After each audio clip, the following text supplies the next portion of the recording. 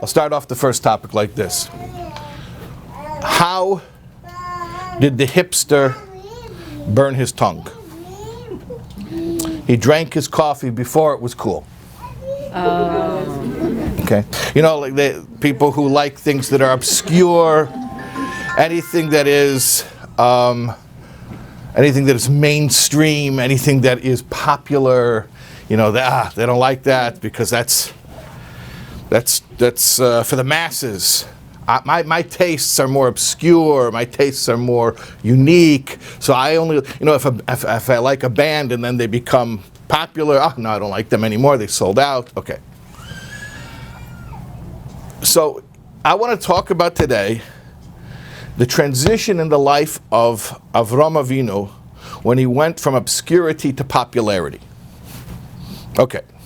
So let's look in Yud Zayin, we're talking about Perek Yud Zayin, chapter 17 of Bereshis, Pasuk Hey, and Hashem says, "V'loi yikore oid es shimcha Avram," you will no longer be called Avram. V'ho yishimcha Avraham, your name's going to be Avraham. What's the difference between Avram and Avraham as far as the letters? The hay. The hay, right? An additional hay. Ki av hamoin goyim nesaticha. I'm going to make you the father or the leader of a multitude of nations. Hamoin means masses. So the hay is hamoin. In fact, Rashi says that av hamoin goyim is loshin neitriken shel shmai. Neitriken is like a contraction. It's not. It's sort of like a fuzzy Rosh Hashanah, you know, like a Rosh Hashanah is the first letter only of each word. And Neitriken is sometimes not necessarily the first letter, but it's a letter from a word and sort of smushed together and shortened. So Avraham is a Neitriken of Av Hamoin Goyim, the father or the leader of masses or multitudes of nations. Now, contrast that with the previous name, Avram, which Hashem says, you're not going to be Avram anymore, you're going to be Avraham. What is Avram? It doesn't say here what Avram is, but in Kabbalah it explains that Av means father. Father in Kabbalah is Chochmah. Chochmah we always translate it as wisdom, but it's not really the best translation. Chochmah is ingenuity or inventiveness. In Kabbalah, sometimes Chochmah is called the Barak HaMavrik, the lightning flash. And the reason it's called Av, called father, is because it is the initial stage of any process. Whether it's a human being planning some type of an endeavor. So first you have that flash of an idea, that inspiration, that vision, which is called the father of the process that you're about to engage in, or whether we're talking about the archetype about Hashem in the Seder Eshtaushlis, the way that the worlds evolve one from another, the process of creation, how Hashem creates reality, something from nothing. So the first sphira, the first phase of every world is called Chochmah, because that is the initial inception or vision for what will follow from it. So, at any rate, the point is that Av, father, means Chochmah, this inventiveness. And Ram means... it's interesting because we say B'kol Ram in a high voice, but a high voice doesn't mean like a high pitch, but it means like turn the volume up, loud. It means loud. Okay, so it's high. Ram means high. Like we talk about exalting Hashem, Reimamu, exalt him, lift him up, right? So Ram means high. So Av Ram means high wisdom or exalted wisdom. In other words, what does it mean? You're talking about a person who didn't go to Hebrew school. He didn't have a Bible to read from. He didn't have any teachers. In fact, he was surrounded by pagans and idolatry. Everyone in the world around him told him that reality is made of many different forces and powers, and on his own, not through prophecy, because he didn't have prophecy till he was 75, on his own intuition and critical thinking, his genius mind came up with a unified theory of everything. He figured out that it's impossible that the sun and the moon and the stars and the wind and the rain should be different, separate forces, that ultimately there is one force behind everything.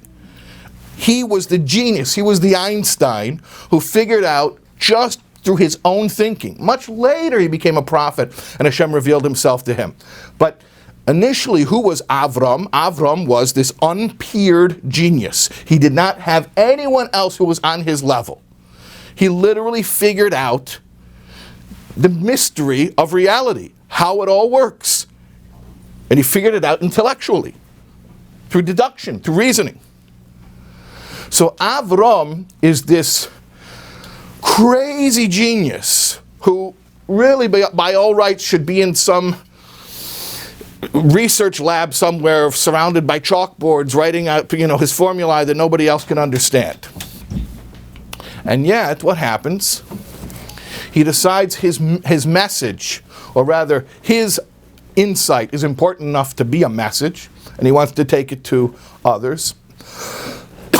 And not only does he figure out how to popularize the message, but Hashem then tells him, you're not going to be Avram anymore. You're not going to be this exalted intellect that nobody can understand. You're going to become Avraham, Avhamoin Goyim. You're going to become the populist leader, the person the masses relate to. That's very interesting, that shift from one extreme to the other. Now, I want to point out something very interesting. If you understand that Avram means exalted intellect, and Avraham means Avhamoin Goyim, the popular leader of the masses. If he really went from one type of personality to another, why is he called Avraham? What's that resh doing there? There's no resh in the phrase Avhamoin Goyim. The resh is not part of the phrase that describes his new mode of being. The resh is an artifact. It's a relic left over from the word ram, which means exalted. But I thought he's not being exalted anymore. He's bringing it down, and he's taking it to the masses. So by all rights, when he changed his mode of operation, he should have become from Avram to Avham. Avhamoin Goyim. The resh is alluding to the ram, the exaltedness, which seemingly he dispatched and has now moved on to a new way of being so that the regular folks can understand him. You understand the question? Okay. So, let me pose it to you like this. Imagine you're running for office. In a democratic system, you have to get elected. You have to have votes. That means people have to support your agenda. So here's my question. Once you get into office, do you do what you think is right, or do you do what will get you elected again? Now you say, oh, come on, I'm not that corrupt, I'm not that venal, I'm not that cynical. Why would I only do what gets me elected again? Well, hold on a second, play it out. If you really believe in your cause and you want to be able to implement policy, you have to be elected. If you want to be elected, you have to do the stuff that people like. So if you don't do what the people like, you're not going to be in a position to do the things that you think are necessary. So the question is, how do you balance that? How do you please the people? How do you give them what they want, but not compromise your principles? Not pander and sell out? Good question, huh? Okay. Since that's not really what I'm here to, this is not like political coaching, this is a Parsha class. That was just a mashal. I use it as a metaphor because I think it's an easy metaphor to relate to. But let me tell you what I'm really talking about. I'm talking about Jewish continuity. Let's say you are responsible for Jewish continuity. And by the way, you are. Each one of us is responsible for Jewish continuity. Let's say you are responsible for making sure that this tradition that started at Sinai 3,300 some odd years ago is going to continue for another generation. So here's the conflict. Do you make Judaism as accessible as possible? As open a door as possible? At the risk of compromising the values of Judaism? Or do you retain the integrity of the tradition, even if that, for all intents and purposes, is going to exclude people who will not be able to conform? And this is not a theoretical question whatsoever. This is a real question that goes on day to day. I have a friend, a Reform rabbi, who told me, he says, you guys, you don't understand.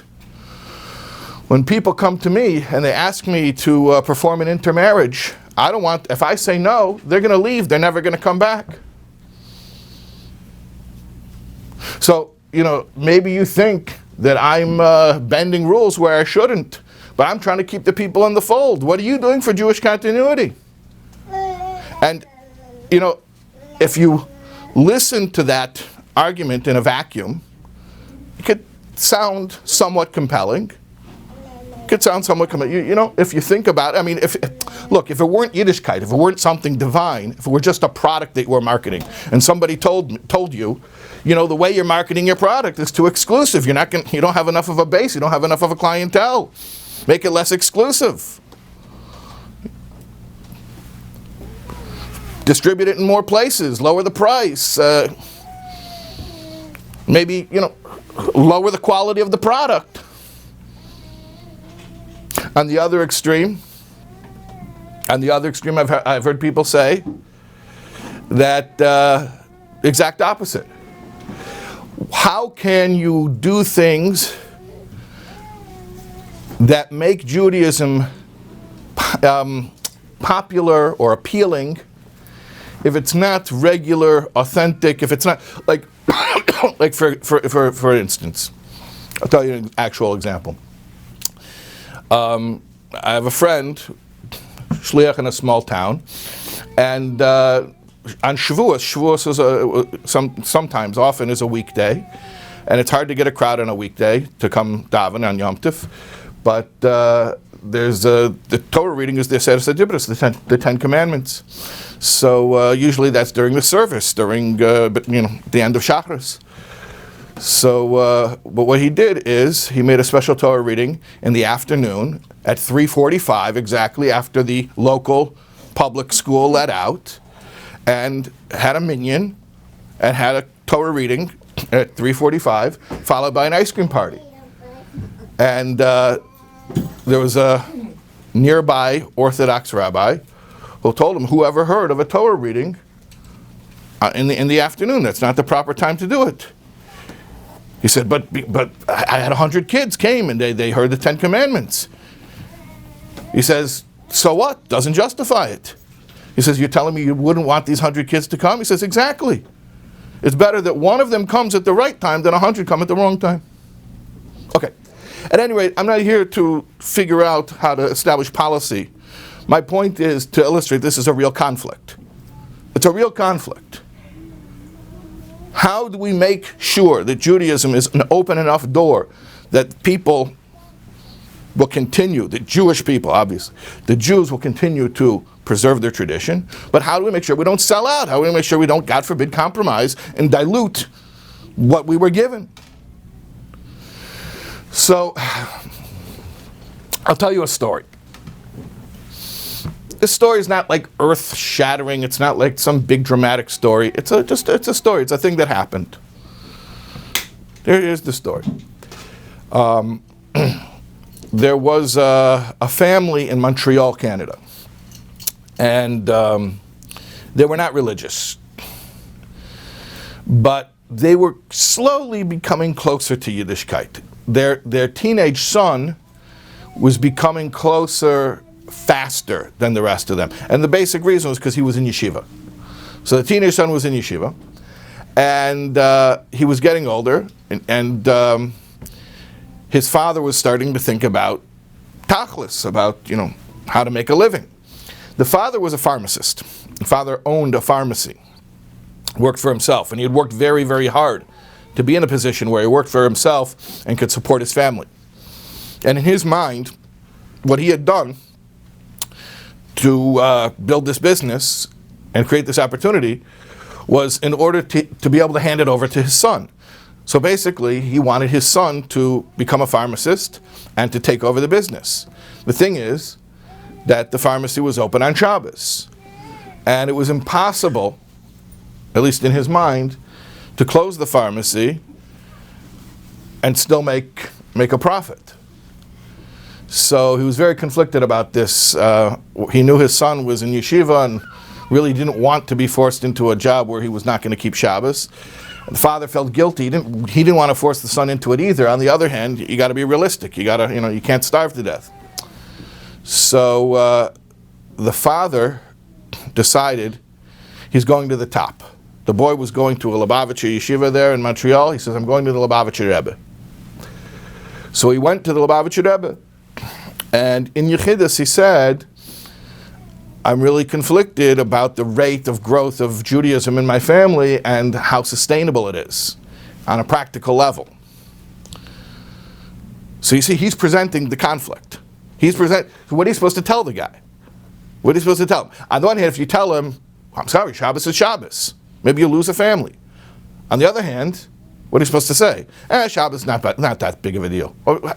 Which way do you go? So here's what the Rebbe told him. The Rebbe didn't even specifically address Shabbos. The Rebbe told him, do every mitzvah that you're comfortable with, and one mitzvah that you're uncomfortable with. And that's it. And everything will be fine. That's it. Do everything obviously, if you're comfortable with it, no reason why you shouldn't be doing it. And then just do one mitzvah that you're uncomfortable with. You choose. You choose. So he said, fine, no problem. He took the advice, and what happened? What happened? If you do something long enough, you become comfortable. So after a while, whatever mitzvah that was the uncomfortable one became one of the comfortable ones. So he needed a new one to be the uncomfortable one. And he would do that for a while. And that became one of the comfortable ones. So he needed a new uncomfortable one. Until finally, Shabbos became one of the comfortable ones, and it wasn't even a discussion anymore. So this is the lesson. The idea that there's a conflict between embracing every single Jew and making a path to Yiddishkeit for every single Jew, on one hand, and retaining the integrity of Yiddishkeit on the other hand, that's not a real conflict. It's a false conflict, because ultimately we can do both. Ultimately, if we have the right approach, we can do both without compromising anything. What we do, we take everyone where they are, whatever level they're at, you're welcome. Come on in. We welcome you as you are. And at the same time, we don't diminish and dilute, God forbid, one iota, what Torah actually is and what it's about. So you bring the people to Torah, like Hillel said, love the people and be mekarev, draw them near to Torah. Not chas v'shalom, to draw the Torah to them, draw them to the Torah, which means incrementally, bit by bit. So that's how Avraham made his transition from somebody who was on a level of Avram, totally unrelatable to the world because he was too big of a genius, and became Avhamin Goyim, but he wasn't Avham, he was Avraham. Because even when he became Avhamin Goyim, he became the one who was leading the masses. He kept the Reish of Ram, which means high and lofty, because his message was never diluted. He was able to do both. He was able to do both. He was able to embrace everyone. And remember, Avraham wasn't even dealing with just Jews. He was dealing with the whole world, and it was before the giving of the Torah. So how much more so when we're talking about our brothers and sisters who are all part of this covenant, whether they know it or they don't know it, we have an even easier job than Avraham. and we can make a path for every single Jew to Yiddishkeit, but retain the integrity of authentic Yiddishkeit. Okay, so that's one lesson. I'm going to endeavor to do a second lesson right now. This guy sees his friend, he hasn't seen him in 10 years. He says, "What's going on?" He says, "I got divorced." He says, "Oh, I'm sorry to hear that. What else is going on?" He says, "Well, I got remarried." He said, "Oh, who did you marry?" He said, "My ex-wife." He said, "Well, why did you if you divorced her, why did you remarry her?" He said, "For a second wife, she's good enough." Okay, so the question is, when is separation not really a separation? When is severance not really severance? When is breaking ties really not breaking ties? So I want to look at this week's Parsha.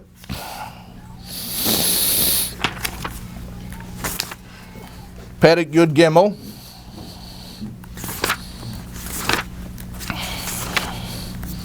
Yeah. Pasuk Ches and Tes, 8 and 9. Okay.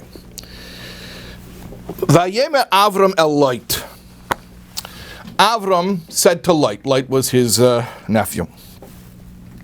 They had a little quarrel because pasture. They were both sheep. They were both shepherds. So he says, "Listen, Al not he meriva beini uveinecha uvein royai uvein reyecha. Let there not be a quarrel between you and I and between our shepherds, the guys who work for us. Ki anoshim achim anachnu, because we are brothers, meaning we are relatives. I got a solution for you. Haloi chola aretz lefanecha, is not the whole land in front of you? He pored na me aloi, separate, please, from me. Ima smail ve'emina, if you go to the left, I will go right. Vim hayomin, if you go right, va'asmila, I will go left." You read these verses, these two verses here, and it's pretty apparent what just happened. Avram told Lot, "This town ain't big enough for the two of us." He said, "We got to separate. I don't care where you go, but wherever you go, I'm going to the opposite place." That's what I read. That's what it sounds like. We can't be together. So pick wherever you want to go. You go first, and then I'm going to the opposite place. That's what I read. Now, as Jews, we understand that there's a Tirush Shabal Peh, and even for pshat, even for literal meaning of a verse, you can't just open up a chumash and start reading and assume you understand simple pshat. So look at what Rashi is the simple meaning, the most elementary meaning of every verse for a 5-year-old student of chumash. What does Rashi say here? Im hasmoil ve'amina. If to the left, meaning if you go left, then I'll go right. B'chol asher teshev, wherever you may dwell, lo yisrachik mimcha, I will not distance myself from you. Ve'emoid lecha, and I will stand up for you, lemogen ule'ezer, as a shield and a helper. V'seif davar, and in the end, hutzrach lei, he needed it, Light needed it. Shenamar, like it says, V'yishma Avram heard, ki nishba achiv, that his brother, his relative, was captured, prisoner of war, v'goymer, etc. And Avram came and he rescued his relative. I read those verses. Those verses sounded like Avram is telling Light, "Get away from me. Pick your side so I can go to the opposite." But I look in Tirush Shabal Peh and look in Rashi, which is the simple meaning of every verse, and he says it almost like the opposite. I mean, it's the opposite of what I think I just read. Rashi says, if you go left, I'll go right, means I won't ever be far from you. And not only will I not be far from you, I will be available to you as a shield and as a helper. So what's going on here? So I want to tell you something like this. Tell you a story. There was one time a Gemara shir at Hebrew University, not a class, but something informally that was going on among the faculty, and it was being taught by Rabbi Steinsaltz. And many different intellectuals, professors, academics, they came to this shir. There was one guy who was very, very secular, and Rabbi Steinsaltz was asking him to come to the shir. So he says, no, it's not for me. He says, why not? He says, Atalo mevin, you don't understand. Ani chiloni, I'm secular. He says, it's fine. We have other secular professors who come to the shir. So the guy says, you don't understand. Ad kedei kach, to the extent. Ani ochel basar chazir, I eat pork. B'Shabbat, dafka. I eat pork on Shabbos, exclusively, specifically. Right? Specifically on Shabbos. So Rabbi Steinsaltz smiles and he says, so you have your way of keeping Shabbos, I have my way of keeping Shabbos. The point is like this. There's no Gentile in the world who sits down for lunch on a Wednesday afternoon and the pork sandwich is brought to him. He says, you know what, waiter, wrap it up. I'm going to save this for Friday night for Kiddush and make a statement. Only a Jew would say, I eat pork on Shabbat exclusively, right? I make a point. What's the idea here? You have your way of keeping Shabbos, I have my way of keeping. The point is, Shabbos is an inyan. It's a concept to this guy. Okay, so right now his relationship with Hashem is a little bit dysfunctional, but it's a relationship. His relationship with Shabbos is a little dysfunctional, but it's a relationship. Shabbos means something to him, to the extent he goes out of his way and eats pork on Shabbos. How many times have I gone over to people and, excuse me, sir, would you like to put on tefillin? And, 90% of the time, it's successful. But 10% of the time, it's not so smooth. And people decline. And in fact, in the 10% of people who decline, I'd say 10% of the 10%, meaning 1% of the total, vehemently decline. And I've been cursed out, and I've been told in very strong terms, get away from me, how dare you, how dare you. And I'll tell you my response. My response is not to condemn this person and say, oh, you know what, I offered you Yiddishkeit and you rejected it. You're off the list, fine, that's it, you made your bed go lie in it, you know. No, God forbid. What have I seen? I've seen that me and this other Jew are brothers. We're so connected that we both have very passionate stances on the same issue. I feel very strongly that he should put on tefillin. He feels very strongly that he shouldn't. But the fact that we both take a stance on the same issue is a commonality, not a separation. It's like today, the political climate today, with the right and the left, and how divided everybody is. To the point where people are, I unfriended them on Facebook because of their crazy, political posts. Okay, I hear that, and maybe you don't need stress in your life, but is that the way that we're supposed to be? Are you supposed to create the way they call it the echo chamber? So we hear more and more and more of only the messages that we already believe in. No, that's not how it's supposed to be. Avram Avinu modeled it for us. And he told light, if you go to the left, I go to the right. If you go to the right, I go to the left. You know what that means? It's very interesting. If I give you directions, if you say to me, for instance, how do you get to Cedarhurst? And somebody says, well, you head down Central Avenue, or you head down the Turnpike, and when you get to Central Avenue, you take a left.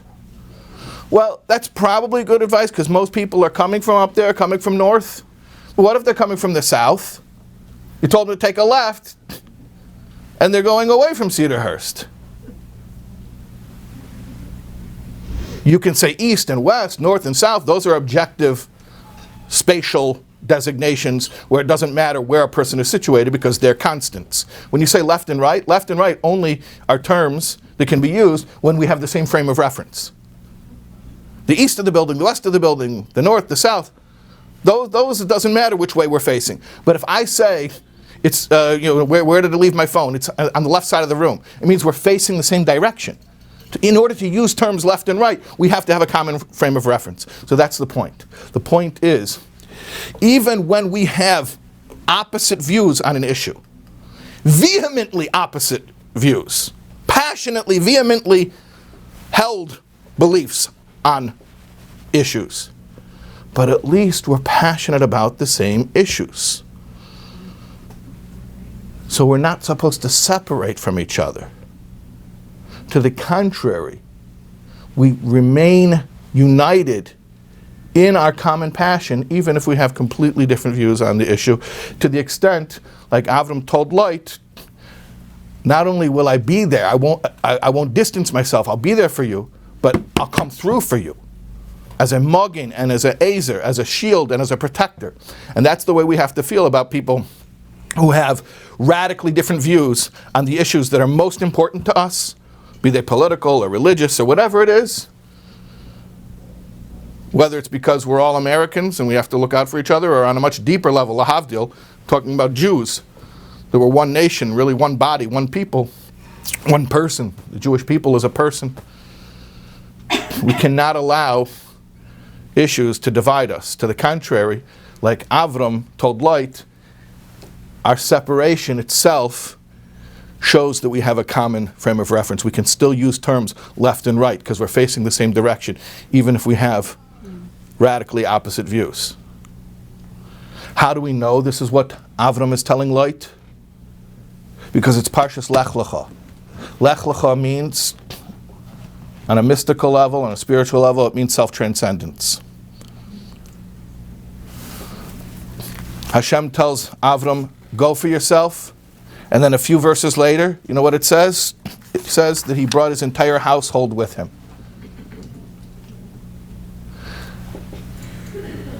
If Lech Lecha was supposed to be an act of abandoning his old self, then why does he bring everyone and everything with him on the road where he's going? It's like going camping and bringing a generator and a microwave, right? But that's the whole point. Lech Lecha means self-transcendence. Self-transcendence doesn't mean escaping your old self. Self-transcendence means bringing all the old stuff with you and being able to have a new relationship with it. So in other words, if Avram were to say to Lot, you know what, I just can't have people around me who have such different views on reality, that's called escaping or leaving behind or abandoning parts of your life or relationships in your life that you don't agree with. Self-transcendence, Lech Lecha, really being selfless and really surrendering, means you're able to bring with you all the relationships from your past, all the people, even no matter what stance they have on issues, and maintain those connections. If you're truly self-transcendent, then you're able to have people in your life who don't agree with you. And in fact, if you're truly, truly self-transcendent, really egoless, really selfless, then you can be close with and look out for the benefit of those who you disagree with. Anyways, those are two teachings from this week's Parsha, and they're easy to apply. I shouldn't say easy to apply. They're easy to find opportunities to apply, is what I meant. The opportunities to apply these arise all day long, and the message of the Parsha should give us the kayach to do so. Okay, thanks everybody.